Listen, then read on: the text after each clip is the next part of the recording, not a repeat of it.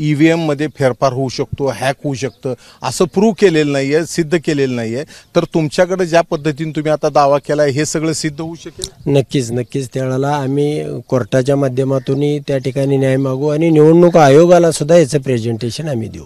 आज मार्कडवाडी इथं 8 वाजता मतदानाला सुरुवात होणार आहे। याच्यातून अनेक प्रकार समोर येणार आहेत। मात्र याबाबत इथले जे नूतन आमदार आहेत आणि राष्ट्रवादीचे प्रतोद आहेत ते उत्तम जानकर यांनी निवडणूक प्रक्रियेवर एक गंभीर आरोप केलेला आहे। जो आरोप जर सत्य असेल तर संपूर्ण निवडणूक प्रक्रियेवर प्रश्नचिन्ह उभं राहणार आहे, EVM वर प्रश्नचिन्ह उभं राहणार आहे। मला सांगा, ज्या पद्धतीनं तुम्ही आता आरोप केलेला आहात की ज्या पद्धतीने हे मतदान झालेले मशीनमधनं ह्याच्यामध्ये फेरफार करण्यात आलेला बदल करण्यात आलेला, कशाच्या आधारे तुम्ही हे बोल? नक्कीच मला गेले 20 वर्षापासूनचा या तालुक्याचा अभ्यास आहे, गावागावाचा अभ्यास आहे आणि या ठिकाणी ज्याही पद्धतीनं तालुक्यामध्ये वातावरण आहे, गावाच्या गाव आहेत आणि याच्या पाठीमागचंही सगळ्या गावांचं मतदान पाहिलं, लोकसभेलाही पाहिलं, त्याच्या पाठीमागच्याही निवडणुकीला पाहिलं तर प्रत्येक वेळेला तुम्हाला अशी परिस्थिती दिसते की त्या ठिकाणी मी 1000 मताच्या मताधिक्यानं पाहिजे, 3000च्या मताधिक्यानं पाहिजे, 5000च्या मताधिक्यानं पाहिजे, ती गावं मायनस झालेली आहेत आणि मग हे सगळं जे चित्र आहे ते पूर्णपणे चुकीचं आहे। त्याचीच पडताळणी म्हणून गावाने या ठिकाणी घेतलेलं आहे। या पडताळणीच्या आधारे निवडणूक आयोगालाही आम्हाला प्रेझेंटेशन द्यायचं आहे, कोर्टामध्ये ही बाजू मांडायची आहे आणि अशा या सगळ्या पद्धतीनं या ठिकाणी गावकऱ्यांनी निवडणुकीची प्रक्रिया सुरू केली आहे। तुमच्या म्हणण्यानुसार कशा रीतीने फेरफार केली गेलेली आहे, कशा रीतीने बदल झालेला आहे? नाही, माझं मत आहे की त्यांना 54,000 इतकं मताधिक्य मतदान मिळालेलं होतं, मला 1,74,000 मतं मिळालेली होती, परंतु माझं प्रत्येक एक मत शिफ्टिंग झालेलं आहे। कशा रीतीने ते जरा ते आता कशा रीतीने झालंय त्याच्यासाठी आम्ही मशिनरी मागवलेली आहे, मशीन मागवलेले आहे। पुढच्या काळामध्ये 1-2 दिवसामध्ये आम्ही त्याचं प्रेझेंटेशन निवडणूक आयोगालाही ती मशीन आणि व्हीव्हीपॅट कशा पद्धतीनं ते तयार केलं जातंय, त्याची काय प्रोसेस आहे याचाही बारकाईनं अभ्यास झालेला आहे, बऱ्याचशा वकील तज्ज्ञाबरोबर झालेला आहे। या मशिनरीमधले IT इंजिनियर आहेत जे या मशिनरीमध्ये काम करतात, त्यांच्याबरोबरही चर्चा झालेली आहेत आणि माझ्या माहितीनुसार आपण 4-8 दिवसामध्ये याचा सगळा उलगडा तुम्हाला मिळून जाईल। काय नेमकं काय एक मत झाल्यावर दुसरं डबल होतं हे जे तुम्ही जे मगाशी सांगत होता, हा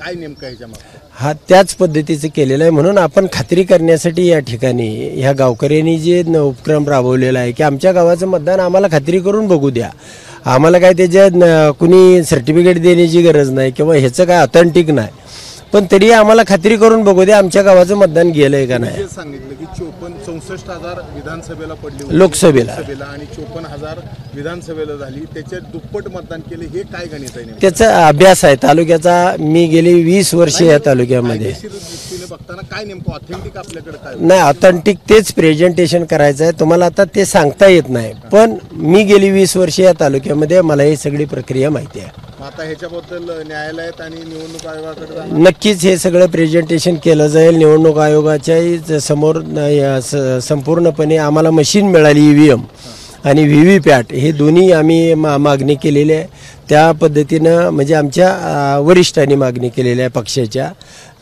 त्यामध्ये आपले जयंत पाटील साहेब असतील, आमचे रोहितदादा असतील, ते बरेचसे लोक त्याच्यावरती काम करतात। एकदा मशीन मिळाली की त्याच्यामध्ये कसा मॉडिफाय केला जातो ते निवडणूक आयोगाला प्रेझेंटेशन आम्हाला द्यायचं आहे। आता तुमच्या म्हणण्यानुसार संपूर्ण राज्यातले निकाल अशाच रीतीने आलेले नाही, राज्यामधले काय झाले याचं तेवढं मला डिटेल माहीत नाही, पण माझ्या मतदारसंघामध्ये अशा पद्धतीने केलं म्हणल्यानंतर राज्यामध्ये काय परिस्थिती अशीच असू शकते, याच्या पलीकडची असू शकत नाही। आता पुरावे म्हणून काय देणार?